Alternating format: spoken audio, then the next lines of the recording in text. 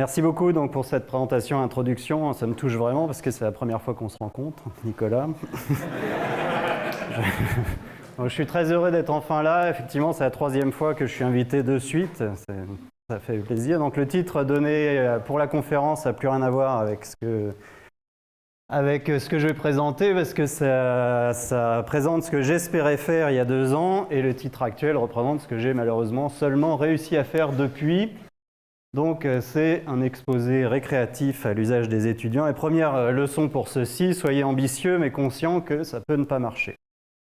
Donc j'ai choisi ce sujet parce que je suis statisticien et j'ambitionne de convaincre certains d'entre vous que si vous voulez un jour changer de casquette pour faire un peu de stats, vous n'aurez pas trop à évoluer mathématiquement. Vous pourrez utiliser beaucoup d'outils que vous connaissez déjà et vous aurez même besoin d'être astucieux, donc vous amuserez. Donc pour ça, je vais vous présenter 2 problèmes qui sont très largement ouverts, quelques résultats dessus et pas mal de questions ouvertes que vous pourrez vous amuser à résoudre quand vous aurez envie de faire des stats. Alors on y va. Donc le premier de ces problèmes, c'est on va regarder des tournois, donc un petit modèle pour parler de tournois. Donc le modèle de Bradley-Terry. Alors, on va voir 3 théorèmes là-dessus, auxquels j'ai trouvé des noms poétiques. Donc d'abord, tous ces théorèmes concernent le comportement du vainqueur d'un tournoi. Donc on va voir d'abord la frontière, quand est-ce qu'on est sûr que le meilleur gagne et quand est-ce que ce meilleur ne l'emporte pas forcément. Donc ça va être le premier théorème. Le deuxième, ça va être, donc s'il ne gagne pas, combien de gens sont dans les favoris, combien il y a de têtes de série dans le tournoi. Et le troisième, ce sera si le meilleur ne gagne pas, à quel point aurait dû être plus fort ce meilleur pour pouvoir l'emporter. Donc ce sera le premier modèle donc des tournois. Pour le deuxième, ce sera donc si vous voulez des tournois, mais surtout des plateformes de jeux vidéo par exemple. On va regarder des problèmes de matching en ligne. Donc vous connaissez très bien les problèmes de matching en tant que probabiliste. Nous, on regarde des problèmes de matching en ligne. Donc vous avez des gens qui se mettent à disposition dans un graphe. Vous avez des nœuds qui s'allument. Et vous posez la question, vous interrogez des pairs et vous voulez savoir s'il y a une arête entre ces 2 nœuds-là. Donc si le graphe a un peu de structure, vous pouvez espérer apprendre cette structure en ligne, donc en interrogeant les pairs séquentiellement, et on va voir quelques résultats là-dessus. Donc le problème du matching, c'est un problème qui a plein d'applications, qu'on discutera après, certaines très concrètes. Par exemple, si vous avez des enfants et que vous voulez les mettre à la crèche, il y a des algorithmes de matching qui sont utilisés pour apparier les parents et les crèches. Voilà. Donc, vous pouvez contribuer activement, et c'est aujourd'hui, les villes demandent ça. Ce n'est pas un exemple tiré du chapeau. Voilà. Donc, je ne vais pas le répéter à chaque fois, mais s'il vous plaît, n'hésitez pas à poser plein de questions, rendez ça vivant. L'espoir, c'est que vous compreniez un maximum de choses que je vais présenter et que ça vous soulève un petit peu quelques questions. Alors, voilà. Donc ça, c'est où est-ce qu'on va ? Alors on y va avec le premier modèle, donc c'est le modèle de Bradley-Terry pour parler de tournoi. Alors c'est un modèle hyper simple. Vous avez N joueurs, ça va être un tournoi type Ligue 1. Vous avez N joueurs, c'est les équipes, et il y a un paramètre qui caractérise chaque équipe, c'est un réel θi positif. Et puis quand I joue contre J, la probabilité que I gagne, c'est θi sur θi plus θj. Donc qu'est-ce que ça veut dire ? Ça veut dire que plus θi est grand, plus θi a de chances de gagner. Et donc le meilleur dans un tournoi comme ça, c'est celui qui a le plus grand θi. Donc la question qu'on va regarder, c'est est-ce que celui qui a le plus grand θi remporte le tournoi, c'est-à-dire il termine le tournoi une fois que tout le monde a affronté tout le monde. C'est ce que je vous dis, c'est la Ligue 1. Tout le monde affronte tout le monde, et à la fin, la question qu'on se pose, c'est est-ce que le meilleur gagne ? Donc gagner le tournoi, ça veut dire finir avec le plus grand nombre de victoires. Okay, donc on est dans le cadre le plus juste possible. Et une des grandes questions qu'il y a à résoudre sur ce genre de situation, c'est comment on arrive à rendre le classement juste. Donc, sachant qu'en vrai, souvent, on ne peut pas faire jouer tout le monde contre tout le monde, même une fois, c'est beaucoup trop. Si vous prenez tous les joueurs d'échecs du monde, ils ne se rencontrent pas tous une fois pour qu'on puisse évaluer qui est le meilleur.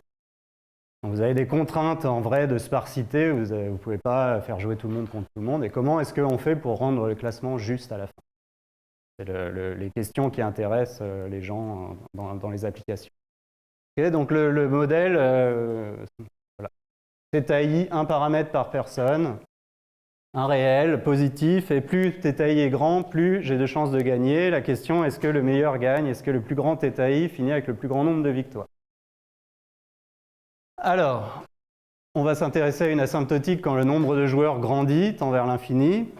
Et pour expliquer comment je rajoute un joueur, eh ben, je vais avoir une notion d'environnement aléatoire, si on veut. Donc, c'est-à-dire que les θi, il va y avoir un paramètre de population, une distribution pi, qui va dire comment est-ce que les θi arrivent. Donc, je vais rajouter un nouveau θi en le tirant indépendamment selon une loi pi. Donc, évidemment, le comportement des bons joueurs, il va être caractérisé par le comportement de cette loi pi autour de 1. Ça va être un des paramètres qui va intervenir dans les résultats naturellement. Voilà, c'est ce que je viens de dire. Donc la première question qu'on va regarder, est-ce que ce tournoi est juste au sens déjà où est-ce que le meilleur gagne? Donc est-ce que vous avez un vrai chevalier blanc ou est-ce que vous avez quelqu'un qui est valeureux mais qui malheureusement peut se faire vaincre par une foule de gens motivés? Donc est-ce que ensemble les seconds couteaux vont arriver à renverser le meilleur? Est-ce que l'union fait la force au point de gagner? Si l'union fait donc on va voir qu'on arrive à décrire assez simplement avec le paramètre alpha, enfin avec un paramètre qui décrit la queue de distribution de pi, quand est-ce que le meilleur gagne, et on a une limite qui est sharp, et quand elle l'est, on va chercher à décrire le nombre de gens qui peuvent l'emporter. On a de glorieuses incertitudes du sport qui apparaît. Il y a un certain nombre de joueurs qui peuvent gagner. On n'est pas sûr que le meilleur gagne, mais combien de gens font partie des têtes de série? Ça va être la deuxième question qu'on va regarder. Donc ça va être plus difficile. On verra pourquoi bientôt. Et donc quand le meilleur ne l'emporte pas, qu'on sait décrire combien de gens peuvent l'emporter, est-ce qu'on peut dire à quel point aurait dû être fort le premier? Donc on va rajouter un Superman là-dedans. Qu'est-ce que ça veut dire un Superman? Ça veut dire quelqu'un qui a une force qui est plus grande que 1. On va faire 1 plus epsilon n. Et on va voir qu'on sait décrire exactement le epsilon n tel que on arrive à décrire quand est-ce qu'on est dans le régime Superman gagne ou quand est-ce qu'on est dans le régime kryptonite ici où Superman se fait mal aux pieds. OK ? Donc voilà les trois questions qu'on va résoudre et en donnant des idées de preuves et pourquoi finalement cette dernière question elle est plus délicate que les autres alors qu'elle paraît contenue dans les autres. Alors on y va. Donc des notations juste pour qu'on se mette tous d'accord. Donc les joueurs les plus forts nous intéressent. Donc on va noter θi1 le plus fort et θi2 le deuxième plus fort, etc. jusqu'à θi.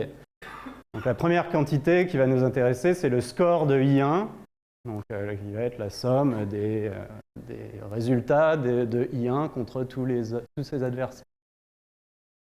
La deuxième chose qui va nous intéresser, c'est le comportement de la loi pi au voisinage de 1. Donc pour cet exposé, on va la décrire simplement. On va dire que ça se comporte, donc pi, donc la densité de pi au voisinage de 1, elle est en U alpha. C'est un paramètre alpha qui va décrire exactement comment est-ce que la densité pi charge les voisinages de 1. Veux-tu que je répercute toute ta question? Oui. Alors, je veux bien qu'on répercute les questions parce que... Oui, c'est une forte restriction de supposer que pi est sur 0,1. Alors il y a deux raisons à cela. D'abord, la première, c'est que les résultats dans le papier sont légèrement plus généraux au sens où ils sont valides dès que pi a un moment d'ordre 2.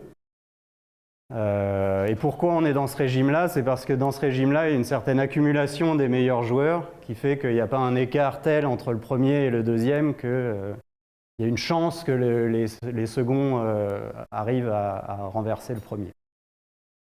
Donc ce qui se passe dans les autres régimes, c'est que c'est en fait plus simple plutôt que dans celui-là. Et après, dans le cas où il y a un moment d'ordre 2, c'est vraiment très simple parce qu'il y a ce paramètre alpha qui va décrire exactement ce qu'on veut. Merci, de rien. Bon, vraiment. Alors, voilà, donc deuxième chose. Et puis troisième chose, juste pour essayer de me mettre une casquette de probabiliste, donc des notations. Alors, quand je parle de résultats conditionnellement à θ, je vais noter ça Pθ. Donc ça veut dire que je conditionne à l'environnement, c'est la distribution quenched. Et quand je ne conditionne pas par rapport à l'environnement, j'appelle ça juste P. Pourquoi est-ce que j'ai besoin de conditionner par rapport à l'environnement de temps en temps? Parce que si je conditionne, les résultats des matchs sont indépendants les uns des autres.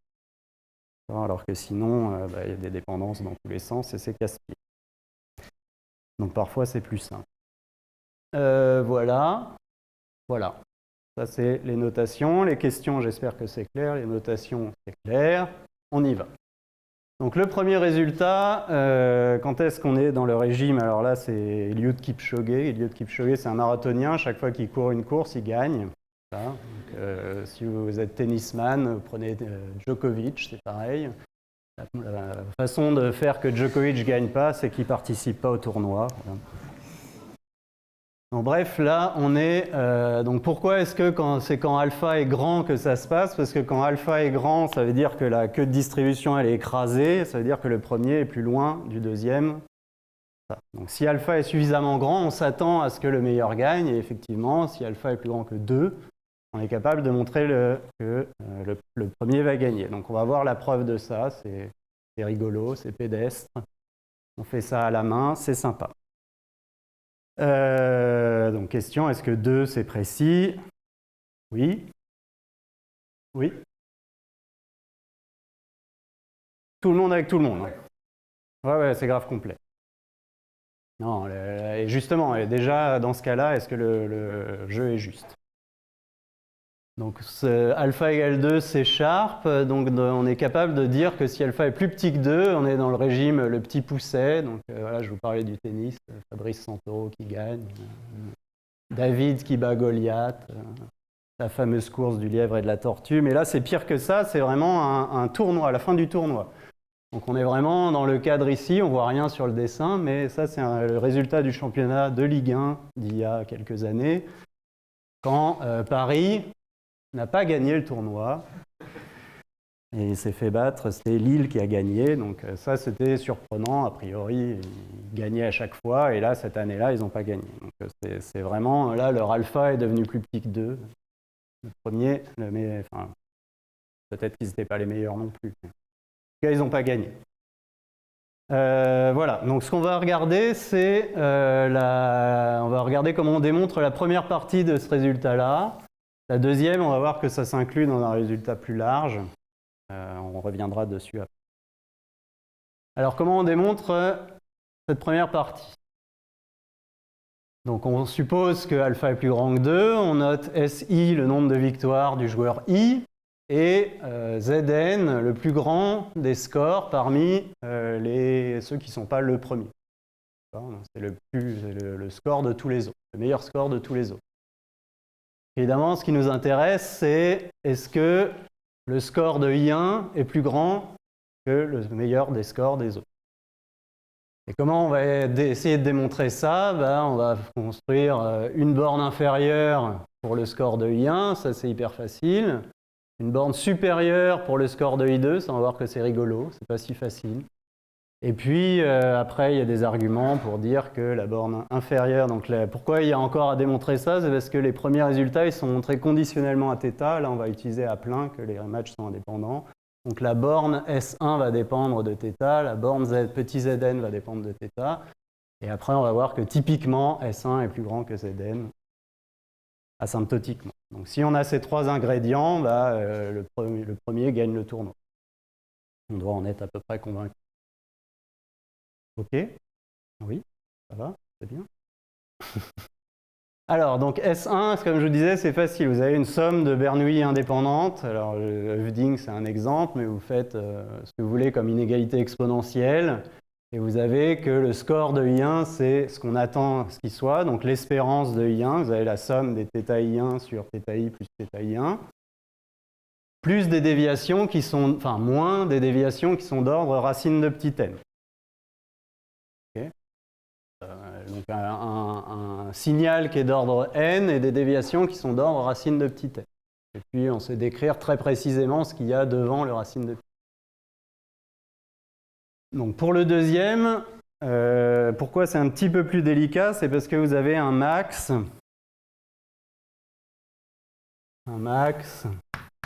des scores de SI. Donc qu'est-ce qui se passe? Ça, SI, c'est une somme de Bernoulli indépendante. Il y a des inégalités. On se dit, on va utiliser par exemple l'inégalité aux différences finies qui dit que ça se concentre. Donc ça, on le voit comme une fonction de variables aléatoires indépendantes. Donc, vous avez les xij qui sont les résultats des scores de i contre j. Et qu'est-ce que dit l'inégalité aux différences finies? Elle dit que f de, alors je vais les noter x1, xn, c'est à peu près égal à son espérance. Si vous avez grand N variable aléatoire, indépendante, et l'écart qu'il y a entre ces deux trucs-là, c'est d'ordre racine de grand N, le nombre de variables aléatoires que vous avez mis, fois un truc qui est, je vais noter E carré, où E, ça va être le max. Si je change une, enfin de f de x1, xi,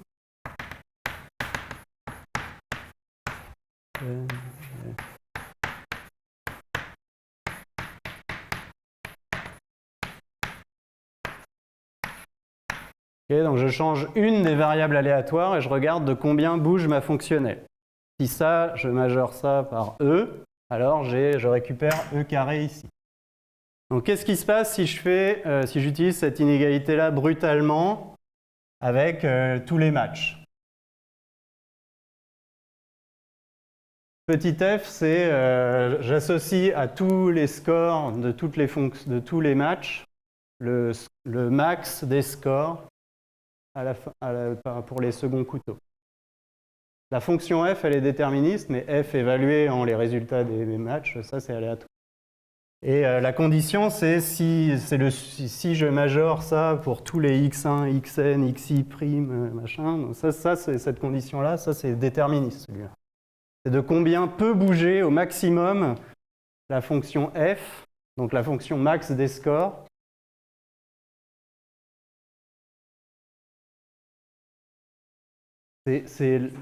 Encore une fois, c'est la fonction qui, au résultat des matchs, associe le max des scores. La fonction elle-même, elle n'est pas aléatoire. Là. Alors ça, oui, ça c'est avec grande proba, oui. Avec grande proba.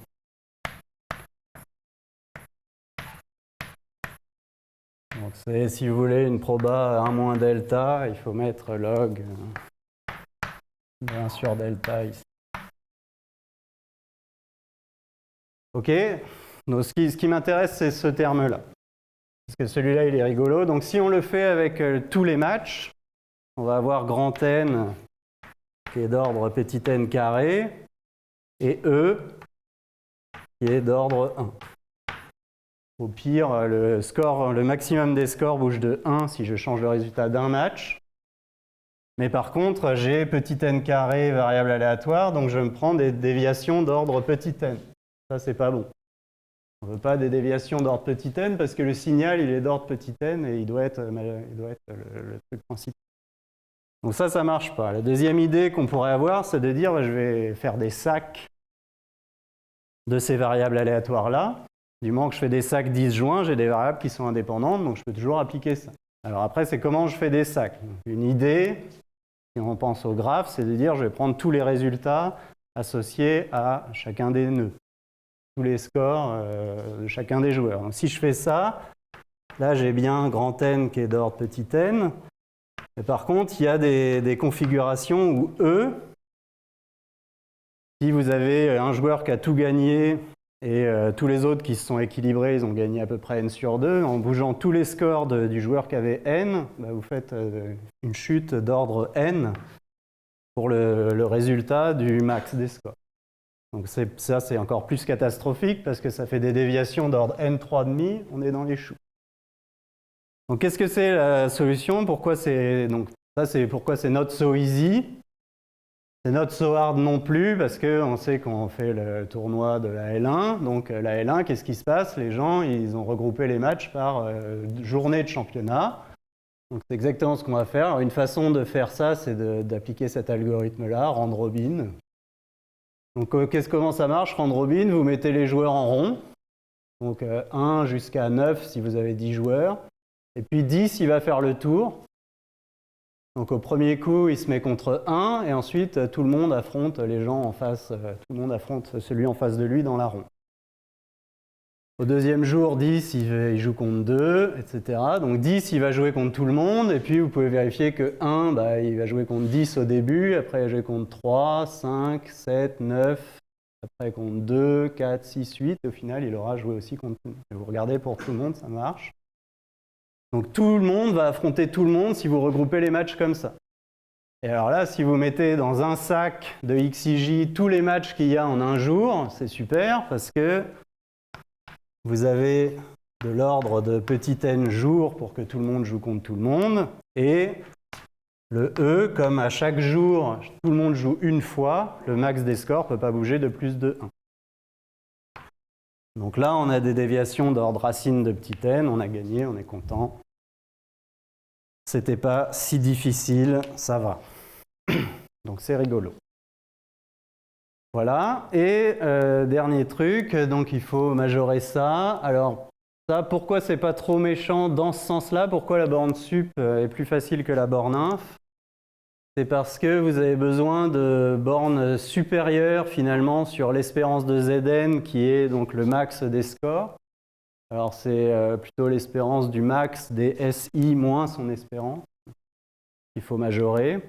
Donc si vous devez majorer quelque chose comme ça.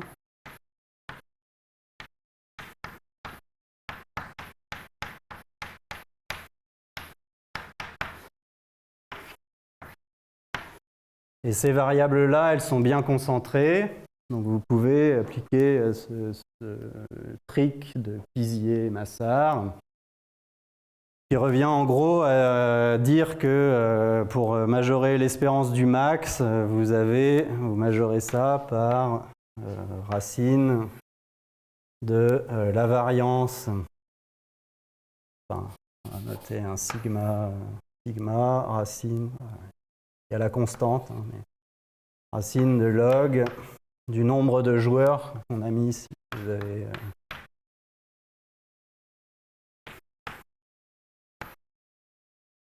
d'accord, avec sigma qui est la variance maximale d'une des Bernoulli qu'il y a là-dedans. Donc ça, c'est pas très dur, ça c'est bien connu. Vous faites juste la transformée de Laplace et puis vous majorez l'exponentielle de S fois le max par la somme des exponentielles et vous optimisez en S et ça donne. Donc ça, c'est pas dur et après vous vous retrouvez à dire que vous avez à comparer essentiellement l'espérance de grand SI1, donc la somme des θ I1 sur θ I1 plus θ I, moins la même chose pour le I2.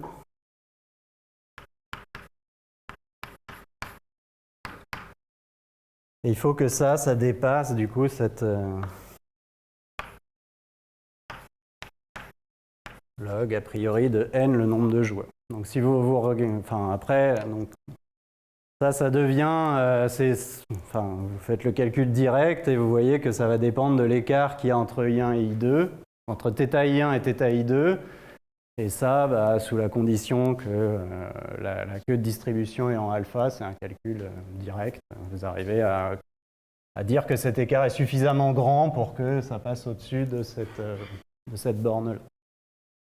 Donc dans ce cas-là, le meilleur gagne, on est content. Ok, donc ça va, toujours. Pourquoi la borne sup, la borne inf, c'est plus dur?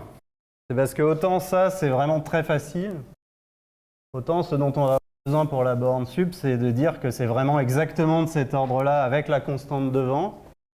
Et ça, c'est un petit peu plus coton. Donc notamment, il ne va pas falloir prendre n'importe qui ici. Pour ça, on va devoir quantifier combien il y a de joueurs qui peuvent vraiment gagner, pour dire que le max total, c'est vraiment le max sur un petit ensemble pour pouvoir avoir la constante. Alors, donc pour ça, donc je disais, ça s'inscrit dans un cadre plus général. Donc si alpha est plus petit que 2, on n'est plus dans le cadre du théorème qu'on vient de démontrer. Donc on n'est plus sûr que le meilleur gagne. Et en fait, c'est pire que ça, c'est qu'il n'y a personne parmi les n gamma premiers qui gagne pour tous les gamma qui seraient plus petits que 1 moins alpha sur 2.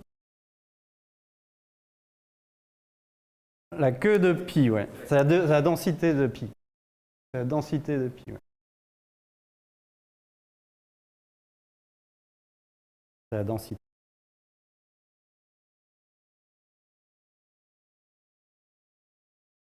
Et à nouveau, ce 1 moins alpha sur 2, c'est Sharp. Donc si gamma est plus grand que 1 moins alpha sur 2, vous êtes sûr qu'il y a un des is no good qui va devenir calife. Donc il est content. Voilà. Ok. Donc ça pourquoi c'est n à la puissance 1 moins alpha sur 2 qui sort? Bah, si vous regardez, vous avez pi autour de 1, ça se comporte en u à la puissance alpha. Et qu'est-ce qu'il faut pour être un des champions? Bah, il faut être pas trop loin de 1 pour avoir une chance de gagner. En fait, si vous êtes avant 1 sur 1, si vous avez une force qui est plus petite que 1 sur racine de n, vous ne pourrez pas remonter avec les déviations, vous n'arriverez pas à regagner ce que vous avez perdu ici. Il faut que les déviations soient à peu près de cet ordre. Oui, 1 moins 1 sur racine de n. Si vous n'êtes pas assez proche de 1, vous n'arriverez pas à remonter. Même ensemble, vous ne gagnerez pas. Si vous prenez beaucoup de coureurs du marathon de Paris, du dimanche, ils ne vont pas courir aussi vite que les Kenyans. C'est ça que ça dit. Et si vous comptez, si vous tirez n gens avec une distribution comme ça, combien il y en a qui tombent dans cet intervalle? Bah, c'est justement n à la puissance 1 moins alpha sur 2. C'est comme ça qu'il y a ce n1 moins alpha sur 2 qui sort. OK. Et tout de suite, le théorème sur Superman. Donc toujours si le gars gagne pas, si le meilleur gagne pas, on rajoute Superman. Donc qu'est-ce que ça veut dire? Superman, c'est quelqu'un qui a une force θn qui est plus grande que 1 et on l'appelle S étoile. Donc qu'est-ce qui arrive? C'est ce paramètre sigma carré, c'est exactement celui-là. D'accord? C'est le max des variances des Bernoulli dont vous êtes parti. Et vous dites que donc vous avez ce epsilon n là. Qu'est-ce que c'est que ce epsilon n là? C'est racine de 2 fois le log de n à la puissance 1 moins alpha sur 2 sur sigma carré. Donc pourquoi c'est ça qui va sortir? C'est exactement cette équation-là qui va le décrire. Et ce qui est difficile, encore une fois, à vérifier, c'est que l'espérance de ce max-là est vraiment exactement de cet ordre-là. Encore une fois, on avait une borne sup, c'est facile de dire qu'on a une borne sup. Par contre, c'est moins facile de montrer qu'on a la borne. Donc le théorème, il dit quoi? Il dit que si θ étoile n, la force de Superman, dépasse 1 plus epsilon n, alors Superman gagne, vous êtes dans le régime Superman, d'accord? Il écrase le clan et il porte des voitures. Si par contre, θ étoile n, la force de Superman est plus petite que 1 plus epsilon n, alors c'est la probabilité qu'il gagne tend vers 0, c'est le régime kryptonite. Et quelqu'un peut lui montrer son torse et il n'a pas envie de voir ça. Voilà. D'accord? Donc voilà, le théorème de Superman. Alors comment les éléments de preuve pour ça?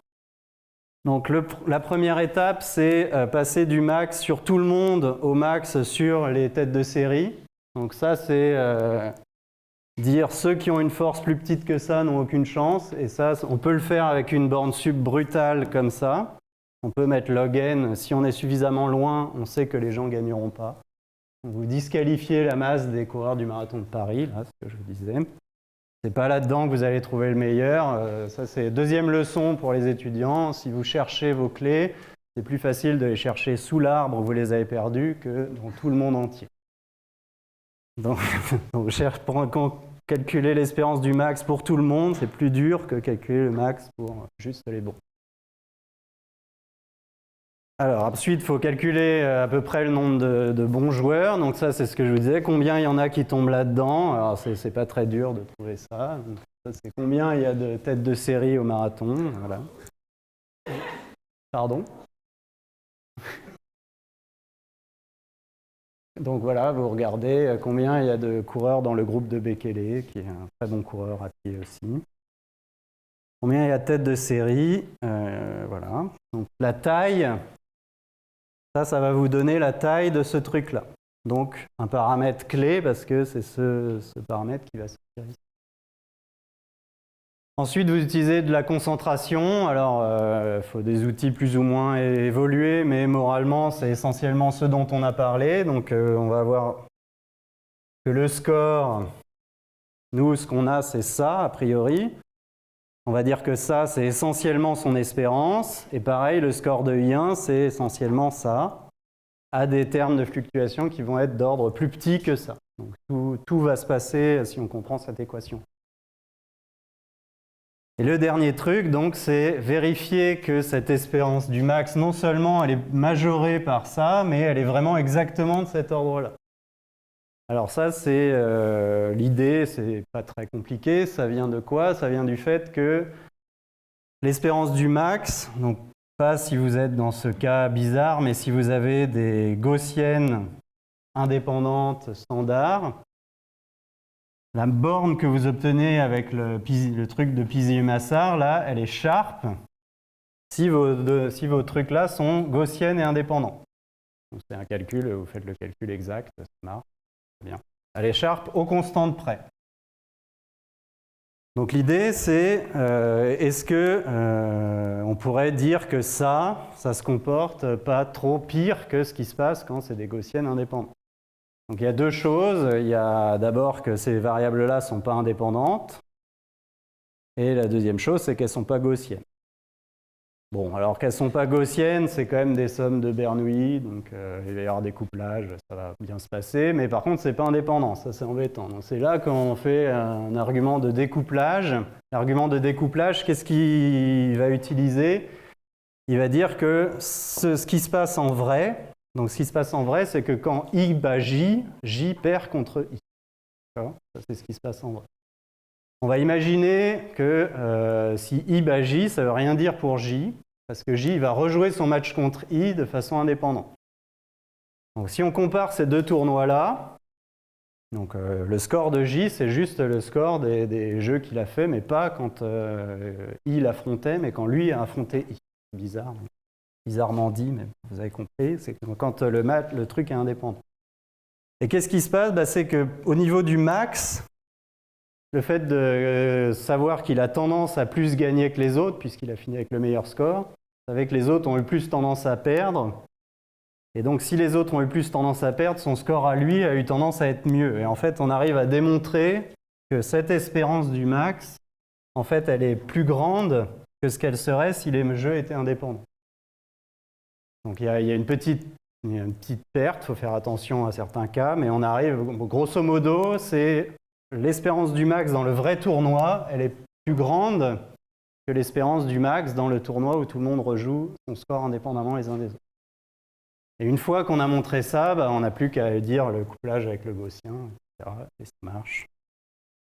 Et c'est super. Et j'ai encore 20 minutes pour vous parler du deuxième problème, donc c'est tout à fait raisonnable. Ça va, donc là, voilà, le gros truc, encore une fois, c'est d'avoir l'égalité quasiment ici. Ça va? Très bien. Donc encore une fois, on arrivera sur... Oui?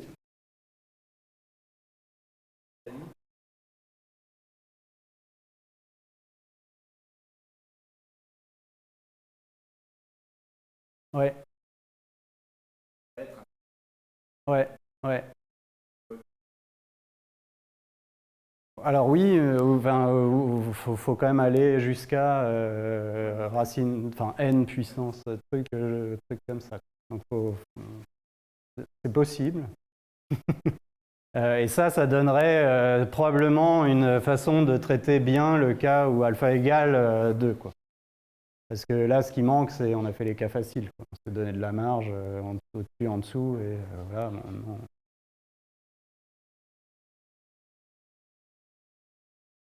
Voilà.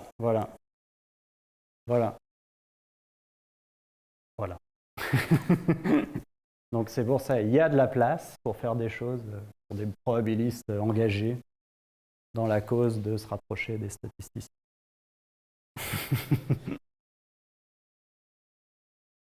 Donc oui, entre autres. Alors après, la vraie question à 15 000 $ là-dedans, c'est qu'est-ce qui se passe quand tout le monde ne joue pas contre tout le monde, mais quand on se donne des règles de tournoi qui sont appliquées en vrai, quand on fait un vrai classement Elo. Aux échecs, les bons jouent que entre bons. On fait attention à des trucs comme ça, on fait des sous-groupes pour pas altérer son Elo trop vite. Bon, est-ce que ça, c'est juste?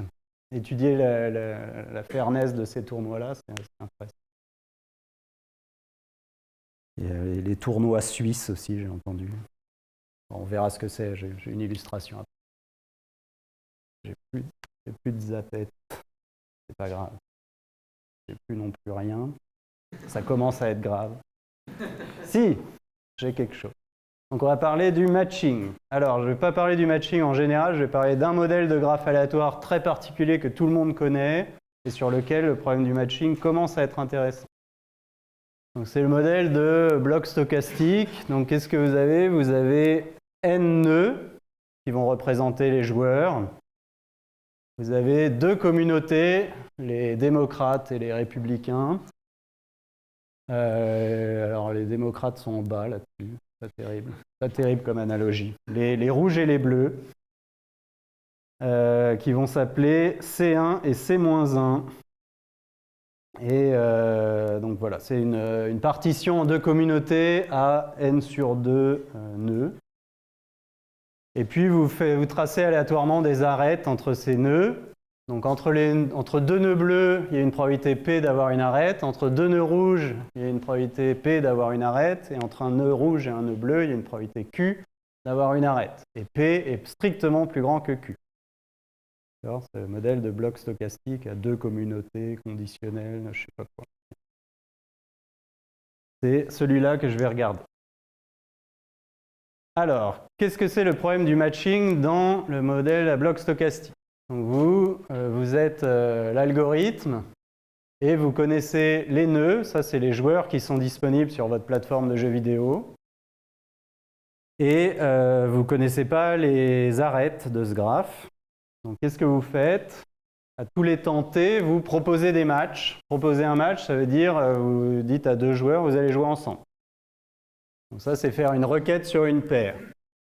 Et vous faites ça un certain nombre de fois, qu'est-ce qui se passe? Vous avez... alors, je n'ai plus rien qui marche.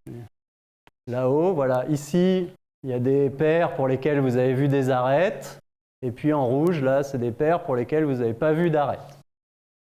D'accord? Donc quand je fais une requête sur une nouvelle paire, je vais observer ou pas une arête selon qu'elle était dans le graphe sous-jacent.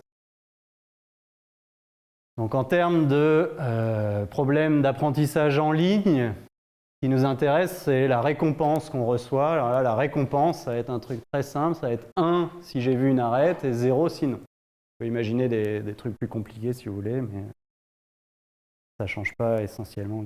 J'ai des récompenses. À chaque fois que je fais une requête, j'observe quelque chose et je reçois une récompense. Là, c'est un peu la même chose. Donc, qu'est-ce que c'est le but d'un algorithme d'apprentissage en ligne? C'est d'avoir le plus de récompenses cumulées. Donc, il a un horizon de temps. Il sait qu'il va jouer T fois, grand T fois. Et son but, c'est de maximiser ses récompenses cumulées. Donc, plus exactement, l'espérance de ces récompenses cumulées. Donc, si je fais l'espérance de mes récompenses cumulées, je peux soit essayer de maximiser la récompense que j'ai reçue, c'est ça ici, ou de manière équivalente, je vais essayer de minimiser le regret. C'est des gens un peu tristes qui font de l'apprentissage en ligne. Ils essayent de ne pas avoir trop de regrets. Ils en ont toujours, mais ils essayent de ne pas en avoir trop. Alors, qu'est-ce que c'est le regret là-dedans? Si j'ai fait une requête sur une paire entre deux gens de même couleur, je vais avoir une probabilité de P de succès. Donc en espérant, je vais recevoir P. Donc si j'avais bien joué, dans un monde idéal, j'aurais fait des requêtes que sur des gens de même couleur. Donc au bout d'un temps T, j'aurais reçu en espérance T fois P, une récompense de T fois P. Et puis en vrai, moi j'ai fait ce que j'ai pu parce que je ne connaissais pas les couleurs. Si je les avais connues, oui, j'aurais fait ça, mais je ne les connais pas. Donc j'ai en espérance un certain regret cumulé, enfin une certaine récompense cumulée qui est plus petite que T fois P en espérance. Et donc je vais essayer de minimiser ça. Ok, donc ça c'est le problème du matching vu comme un problème d'apprentissage en ligne. Donc qu'est-ce qui se passe concrètement? Voilà, c'est ce que je vous disais. Si vous faites des requêtes entre deux points rouges, ça c'est une bonne requête. Vous ne cumulez pas de regrets sur un truc comme ça. Par contre, chaque fois que vous faites une requête entre un point rouge et un point bleu, ça c'est mal, c'est une mauvaise requête. Là, vous cumulez du regret, vous cumulez P moins Q. Donc vous faites la formule de Wald. Et la formule de Wald, elle vous dit que du coup, votre regret, ça va être P moins Q fois l'espérance du nombre de fois où vous avez fait des requêtes entre des mauvais points. Et donc, c'est vraiment un problème de détection de communauté en ligne parce que votre but, évidemment, ça va être d'identifier un gros groupe, enfin un groupe suffisamment grand, de taille racine de T, joueurs de la même couleur, de manière à pouvoir faire des requêtes là-dedans de façon sûre. Alors, que dit... Donc, les questions qu'on se pose en termes d'apprentissage là-dedans, typiquement, donc, vous n'êtes pas forcément dans le problème de bloc stochastique, machin. Vous avez de la structure sur un graphe qui est cachée, vous ne la connaissez pas au début. Vous avez le droit de faire des requêtes comme ça. Et la question qu'on va se poser, c'est est-ce qu'on est capable d'avoir des stratégies qui ont un regret qui est sous-linéaire? Est-ce qu'on est capable d'avoir que ça, avec T assez grand, ça devient plus petit qu'une constante fois T? Donc, on a des comportements en racine de T, log de T, je ne sais pas, quelque chose sous-linéaire en tout cas. Et deuxième question, est-ce qu'on est capable de décrire exactement la tête du regret optimale? La meilleure des stratégies du monde, voilà, est-ce qu'on est capable de faire ça? Alors pour le modèle de bloc stochastique à deux groupes super simples, machin, la réponse est oui et oui. Sinon je ne serais pas là. Donc qu'est-ce que c'est? Donc est-ce qu'on est capable? Alors tout va dépendre de ce paramètre-là. Là, ça c'est pas une surprise pour les gens qui ont fait un petit peu de détection de communauté. Ce truc-là, ça aide à décrire les frontières. On est capable de faire le clustering. On est capable de retrouver les communautés exactement dans le graphe complet, enfin, quand on a vu tout le graphe. Donc qu'est-ce qui se passe? Alors là, il y a deux parties. Il y a d'abord la borne inf. Et la borne inf, pour la comprendre, il faut se donner des restrictions sur les stratégies qu'on a le droit de regarder. Pourquoi? Parce que si au départ, vos communautés, c'est 1 à n sur 2 et ensuite n sur 2 jusqu'à n, bah, l'algorithme qui regarde rien, mais qui dit toujours je fais jouer 1 contre 2, puis 1 contre 3, puis 1 contre machin. Et bref, il fait jouer que les gens de la première communauté, puis après il fait jouer que les gens de la deuxième communauté. Celui-là, il est imbattable, il a un regret 0, et vous ne pouvez pas le battre. Donc il faut se donner des contraintes qui font que vous n'avez pas le droit à ces algorithmes-là. Donc c'est ça qu'on dit quand on dit quelque chose qui est invariant par labelling. Donc ça veut dire que chaque fois qu'on va prendre un nouveau point sur lequel on n'a aucune information, il faut le prendre moralement uniforme dans les points disponibles. Donc, si vous avez des algorithmes comme ça, alors on est capable de dire que le regret, il est toujours linéaire, sauf si t est suffisamment grand. Et t suffisamment grand, ça veut dire quoi? Ça veut dire qu'il doit être plus grand que 1 sur s carré. La seule possibilité, c'est qu'il faut que t soit plus grand que 1 sur s carré pour pouvoir avoir quelque chose de sous-linéaire. Et alors, la meilleure borne que vous pouvez espérer, elle est d'ordre racine de t sur s. La deuxième partie du théorème, elle dit qu'on est capable de construire une stratégie qui arrive à ça. Donc il y a un regret linéaire au début, et puis qui, quand t est assez grand, un regret d'ordre racine de t sur s. Donc ça vous donne d'un coup tout le package. Ça répond aux deux questions de tout à l'heure. On est capable de dire quand est-ce qu'on est capable de définir des stratégies sous-linéaires. C'est quand t est plus grand que 1 sur s carré. Et on est capable de donner exactement la tête du regret optimal, puisqu'on sait définir des stratégies qui atteignent ce regret optimal. OK? Bonjour, ça va? Oui? Donc, évidemment, oui, un truc que je n'ai pas dit, c'est que l'horizon de temps n'est pas... si vous donnez une horizon de temps qui est n carré, par exemple, vous tapez toutes les arêtes, vous n'aurez aucun regret. C'est pas intéressant. Donc, le regret, c'est au début, quand on commence à découvrir le graphe. Et là, on peut aller jusqu'à t de l'ordre de c fois n carré pour une petite constante. On ne peut pas aller jusqu'à 1/2 fois n carré. Enfin, même, même un quart. Ouais. C'est une petite constante. Ça, c'est les commentaires qu'on a fait tout à l'heure. Si t est plus petit que 1 sur s carré, on ne peut pas. Si t est plus grand que 1 sur s carré, on peut. Et en plus, c'est faisable par un algorithme qui fonctionne en temps polynomial. Ça intéresse les gens en apprentissage. Alors, comment ça marche? Alors, on va comprendre les ordres de grandeur. Si vous faites exactement ce que je vous raconte là, ça ne marchera pas, mais on va comprendre les ordres de grandeur quand même très bien. Si on fait ça. Donc, qu'est-ce que l'algorithme commence à faire? Il dit, je prends d'abord, il faut d'abord que j'ai une idée j'ai un peu une information sur quelques nœuds. Si je n'ai pas ça, je ne vais rien savoir faire. Donc, qu'est-ce qu'on prend? On prend un petit ensemble de nœuds, grand N carré, et on sample grand N nœuds, et on sample toutes les paires là-dedans. On observe certaines arêtes, et puis d'autres trucs sont... À ce moment-là, on a un sous-graphe qui est un SBM, alors pas avec des communautés forcément équilibrées, mais à peu près, avec grande proba. Et donc, on peut faire tourner là-dessus un algorithme de classification des nœuds qui marche. Alors oui, ça c'est un paramètre qui est intéressant à estimer. Donc là-dessus, voilà, on va faire un algorithme de clustering qui va nous donner des couleurs pour les nœuds du groupe qu'on a identifié au départ. Donc ça va nous donner des couleurs pour certains points du graphe. À partir de là, qu'est-ce qu'on va faire? On va faire une deuxième étape. On va devoir faire grossir ce truc-là, parce que ça, il ne faut pas directement le prendre de taille racine de t. Donc, on va faire grossir ce machin-là. Ça veut dire quoi? Ça veut dire que vous allez choisir un nouveau nœud, vous allez le mettre violet, parce que vous ne savez pas s'il est bleu ou rouge. Et qu'est-ce qu'il va faire? Il va faire un algorithme de bandit. Qu'est-ce que c'est les algorithmes de bandit? C'est il a deux machines à sous devant lui. Il sait qu'il a une machine à sous qui lui rapporte en moyenne P et une autre machine à sous qui lui rapporte en moyenne Q.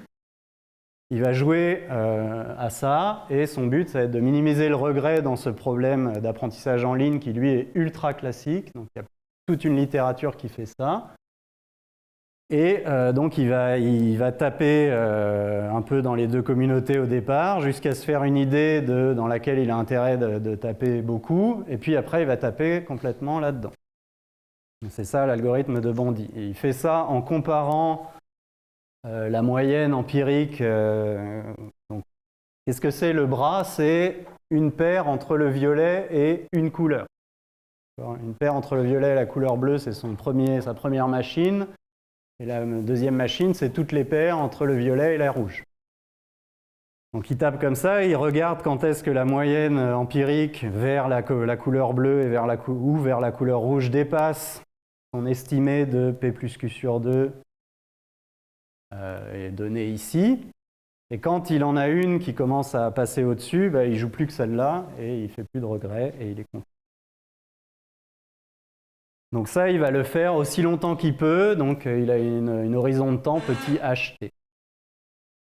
Et à la fin, donc si vous êtes à peu près sûr de votre choix, donc par exemple si vous avez vraiment beaucoup tapé la communauté bleue avec pas mal d'arêtes là-dedans et c'est significativement plus grand que taux chapeau, vous l'attribuez, vous lui donnez la couleur bleue à votre nouveau nœud.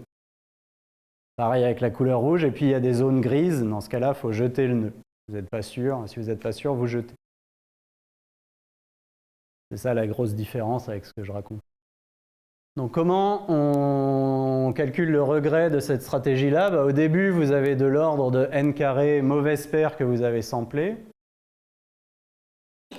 Sachant que n doit être plus grand que 1 sur s pour que les estimés qu'on a soient valides, il faut déjà avoir 1 sur s carré de regret à cette première étape. Ensuite, une fois que vous avez une bonne idée du seuil, les algorithmes de Bandy à deux bras, là, ils vont faire au plus un nombre constant d'erreurs, constant étant de l'ordre de 1 sur s. Du coup, le regret, ça va être de l'ordre du nombre d'étapes, du nombre de fois que vous avez fait jouer un algorithme de Bandy sur S, fois 1 sur S. Et si vous regardez combien de fois vous avez dû faire jouer l'algorithme de Bandy, vous avez tel que n carré, qui est le nombre de paires que vous avez samplé au début, plus la somme des temps où vous avez joué chacun des algorithmes de Bandy, doit correspondre à tout votre budget, c'est-à-dire d'être d'ordre T. Et donc, comme vous avez à peu près que petit ht, c'est de l'ordre de ça, vous voyez que le nombre d'étapes, là, ça va être d'ordre racine de t. Et donc, votre regret, ça va être d'ordre racine de t sur n. Donc ça vous dit que cette stratégie a un regret optimal. Alors, d'un point de vue pratique, cet algorithme, d'une part, pour choisir le noyau, et ensuite, pour dire on a confiance en les préestimateurs qu'on a, il faut que cette taille du noyau de départ elle soit assez grande. Et assez grande, ça veut dire d'ordre plus grande que 1 sur S. Et ça, c'est une information qu'a priori, vous n'avez pas. Donc on en a besoin. Alors il y a des techniques pour estimer ce S. Là, il faut aller un peu dans le détail des algorithmes de détection de communauté, mais on a des techniques, on a des heuristiques pour estimer S. Ça marche en pratique. Il faudrait voir si on peut démontrer que ça marche. Pour conclure, avant que vous ne repreniez la sieste, non, que vous écoutiez les vrais exposés. Donc il y a plein de ces types de problèmes sur des données graphiques en stats, il y en a partout et de plus en plus. Vous avez plein de questions là-dessus, donc encore une fois sur le premier problème, si vous avez un vrai algorithme de ranking, encore une fois qui fonctionne en ne faisant pas tous les matchs des uns contre les autres. Donc, par exemple, c'est le tournoi suisse, c'est ce que je vous disais. Donc, au début, tout le monde a 0 victoire, 0 défaite. Vous faites des appariements complètement aléatoires. Vous faites 2 ligues à la fin de cette première journée, ceux qui ont gagné une fois et ceux qui ont perdu une fois. Vous faites jouer ceux qui ont gagné une fois ensemble en les appariant de manière aléatoire, ceux qui ont perdu une fois en les appariant de manière aléatoire. Vous avez 3 groupes, ceux qui ont gagné 2 fois, ceux qui ont une victoire, une défaite, ceux qui ont 0 victoire, 2 défaites. Vous continuez ça jusqu'à ce qu'il n'y ait plus que, par exemple, un joueur dans la catégorie du haut et vous déclarez celui-là gagnant. Est-ce que ça, c'est une stratégie qui est juste ou pas? Question. Pareil, le Hello pour les équipes de foot, est-ce que c'est un truc qui est juste ou pas? Il y a plein de questions ouvertes là-dessus qui sont rigolotes. Pour le deuxième problème, donc vous avez d'abord ce qui se passe sur plus de 2 communautés. Alors là, il va y avoir des questions computationnelles qui apparaissent, qui sont rigolotes. Et surtout, ce qui intéresse les gens en pratique, c'est des graphes avec d'autres types de structures, donc typiquement des graphes bipartites. Donc, comme je vous disais, les parents et les enfants à la crèche, enfin les enfants et les crèches plutôt. Les donneurs de reins et les receveurs de reins, c'est des grosses applications. Les étudiants et les universités. Il y a plein de problèmes, donc c'est une histoire qui ne demande qu'à continuer. Et en attendant, je vous remercie sur cette jolie maxime qui sort quand on tape sur Google « Journée aléa CIRM ». J'ai vu ça qui est sorti. C'était rigolo. Merci beaucoup.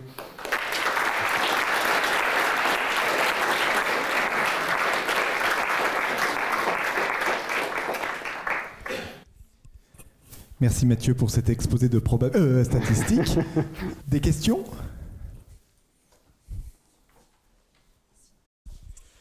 Oui, c'est concernant les stratégies sur l'algorithme de matching. C'est peut-être parce que j'ai pas compris une restriction, mais est-ce que la stratégie qui vise à, une fois que j'ai trouvé une arête, prendre tout le temps la même arête Ah oui, on s'impose de ne pas rejouer 2 fois une même arête. Ok, d'accord, donc ça c'est déjà ça. Et puis, autre question sur donc la première partie. Donc tu as parlé de Swiss ou d'autres modèles Hello pour organiser des tournois. Est-ce qu'il y a 1 ou 2 résultats qui sont sortis sur ce genre de choses ou est-ce Pas que à ma connaissance. Encore une fois, déjà nous, avec le graphe complet, je n'avais pas vu avant.